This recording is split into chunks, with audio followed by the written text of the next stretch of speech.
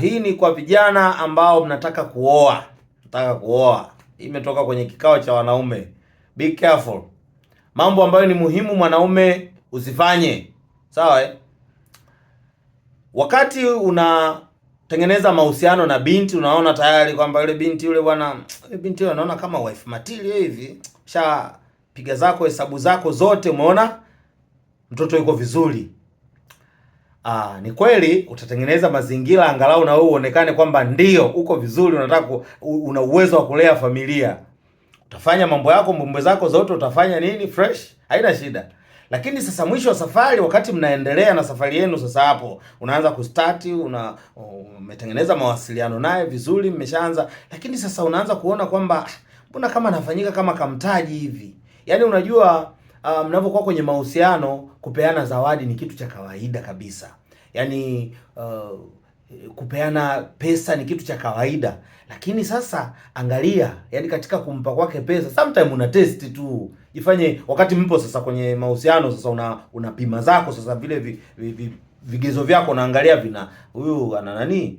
Manake unajua kwenye unavyoingia kwenye ndoa ni safari ndefu ambayo kuna siku utapata pesa, kuna siku utapata pesa. Kwa hiyo pia unatakiwa uoe mwanamke ambaye unajua kabisa huyu mwanamke anaweza kunivumilia katika kipindi ambacho naweza nikawa sina, anaweza kuwa msaada. Sasa sio unaoa mwanamke tayari anaanza kukuona wewe fursa. Si unanielewa vizuri? Anaanza kukuona fursa, unaona inalalia upande mmoja hivi. Shtuka. Inawezekana kuna sehemu anapendwa, haombi hata hela. Nafikiri mpo akina dada, naomba mcomment hapo chini kama mnaijua hii. Najua mtakuwa muipendi, lakini ndio hivyo. Kwa hiyo kuwa makini kutoka kwenye kikao cha wanaume. Hakikisha kama unataka kuoa, hakikisha unaweka vigezo.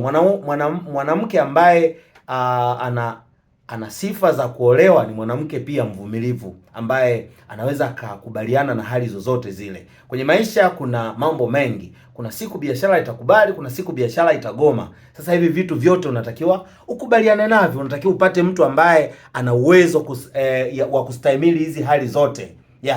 Huyo ndo wife material. Karibu sana kwenye group letu la Connection Program. Pale tunajadiliana mambo mbalimbali ya kibiashara, tunapeana fursa za kibiashara, tunapeana pia fursa watu wanafahamiana kule, wanaoana kama kawaida. Karibu sana kwenye group letu la Connection Program.